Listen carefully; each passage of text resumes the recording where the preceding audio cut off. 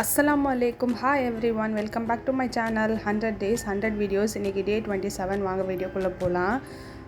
இன்றைக்கி என்ன நம்ம சேனலில் பார்க்க போகிறோன்னா, ரொம்ப ஈஸியான ஒரு 5 minutes ஒரு பாஸ்தா ரெசிபி தான் இது. நீங்கள் பசங்களுக்கு ஸ்கூலுக்கு கொடுத்து அனுப்பணுனாலும் குயிக் அண்ட் ஃபாஸ்ட்டாக பண்ணி முடிச்சிடலாம். ரொம்பவே ஈஸியாக இருக்கும், ஆனால் எம்மி டேஸ்டி. வாங்க எப்படி செய்கிறதுன்னு வீடியோக்குள்ளே போகலாம்.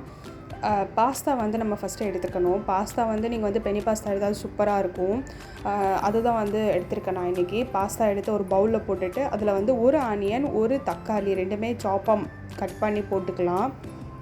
கட் பண்ணி போட்டு அதிலே கொஞ்சம் சால்ட்டை சேர்த்து அந்த பாஸ்தா வேகிற அளவுக்கு தண்ணி ஊற்றி நீங்கள் லிட்டு போட்டு மூடி வச்சிடணும். அவ்வளோதான்.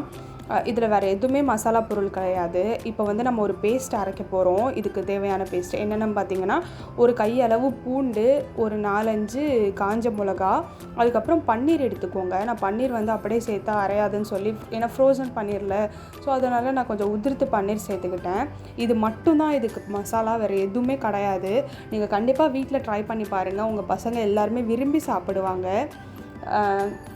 சாப்பிட்டு திரும்பி கேட்பாங்க பண்ணி கொடுங்கன்னு சொல்லி. ரொம்ப ஹெல்த்தியான இது நோ ஆயில்ன்ற மாதிரி தான் இந்த பாஸ்தா. ஆயிலே இதில் சேர்க்க கிடையாது. டயட்டில் இருக்கிறவங்க கூட ஈஸியாக ட்ரை பண்ணலாம். ரொம்ப ஹெல்த்தி பாஸ்தா இது. ப்ரோட்டீன் தான் அதிகமாக இருக்குது. அதுக்கப்புறம் அது அந்த பன்னீர்லாம் சேர்த்து அரைச்சி அந்த பேஸ்ட்டை இதில் ஆட் பண்ணிக்கோங்க. அது பாஸ்தா பாருங்கள் குக் ஆகிடுச்சு. ஃபுல்லாக பாஸ்தா குக் ஆகிடுச்சு. இந்த டைமில் லிட் ஓப்பன் பண்ணிவிட்டு நம்ம பேஸ்ட் பண்ணி வச்சுருக்கிற அந்த பன்னீர் பேஸ்ட்டை ஆட் பண்ணிக்கலாம். இதில் பண்ணி நீங்கள் நல்லா இந்த மாதிரி மிக்ஸ் கொடுங்க. நீங்கள் மிக்ஸ் கொடுக்கும்போது உங்களுக்கு கொஞ்சம் கெட்டியாக இருக்கிற மாதிரி இருக்கும். அந்த டைமில் தண்ணி ஊற்றாதீங்க, மில்க் ஆட் பண்ணிக்கோங்க. மில்க்கு தான் இதுக்கு. என் பொண்ணு அவங்களுக்கு அவள் வாய்ஸ் கேட்டிருக்கோன்னு நினைக்கிறேன். வாய்ஸ் ரெக்கார்டிங் பண்ணவே விட மாட்டேறா. அப்பப்போ நடுவில் டிஸ்டர்ப் பண்ணிக்கிட்டே இருக்கா. அவளும் பேசுவாளாம். இப்போ பார்த்தீங்கன்னா உங்களுக்கு மில்க் போட்டு கொஞ்சம் தண்ணி ஆகிடுச்சு பாருங்கள்.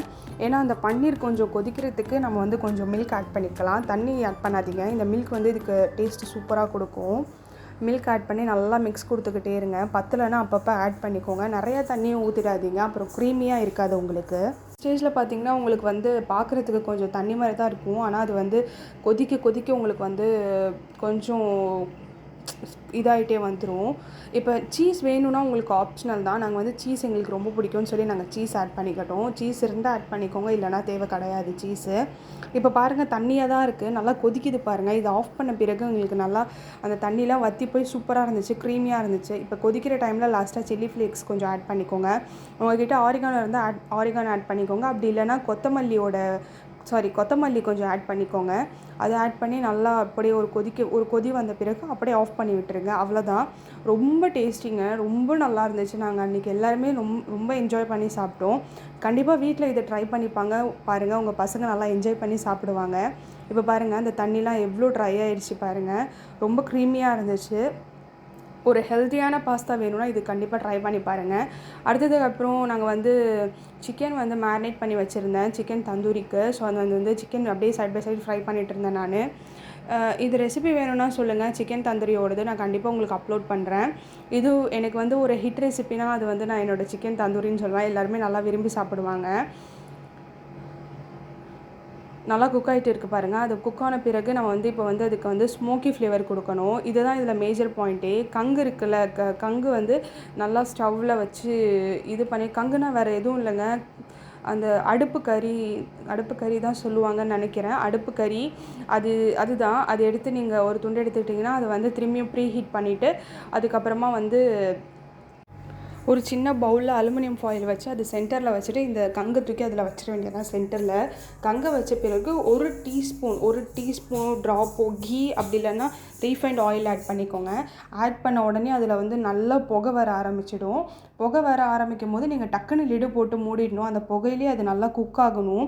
அப்போ தான் அந்த ஃப்ளேவர் இறங்கி ரொம்ப ஜூஸியாக டேஸ்டியாக சூப்பராக இருக்கும். இதையும் நீங்கள் கண்டிப்பாக ட்ரை பண்ணி பாருங்கள். உங்களுக்கு இது எப்படி செய்கிறதுன்னு உங்களுக்கு ஃபுல் ரெசிபி வேணும்னா மறக்காமல் கமெண்ட்டில் சொல்லுங்கள், நான் ரெசிபி ஷேர் பண்ணுறேன். இது ஸ்மோக்கி ஃப்ளேவர் போட்டு அதுக்கப்புறம் அந்த ஸ்மோக் எல்லாம் போன பிறகு எடுத்து சர்வ் பண்ண வேண்டியதான். அவ்வளோதான். நீங்கள் இதுக்கு போய் கடையில் வாங்கிட்டு இருக்கணும் அப்போல்லாம் கிடையாது. நிறைய பேர் என் சேனலை சப்ஸ்கிரைப் பண்ணாமலே பார்க்குறீங்க. வியூஸ் போதும், ஆனால் சப்ஸ்கிரைபர்ஸ் இல்லை. கண்டிப்பாக என் சேனலை சப்ஸ்கிரைப் பண்ணிக்கோங்க. உங்கள் சப்போர்ட் எனக்கு ரொம்ப தேவை. இன்ஷால்லா சப்போர்ட் பண்ணுவீங்க இதே மாதிரி நினைக்கிறேன். ஓகே, நெக்ஸ்ட் வீடியோவில் பார்க்கலாம். இந்த வீடியோ உங்களுக்கு ரொம்ப பிடிக்கும்னு நினைக்கிறேன். Stay tune. டாடா, பாய்.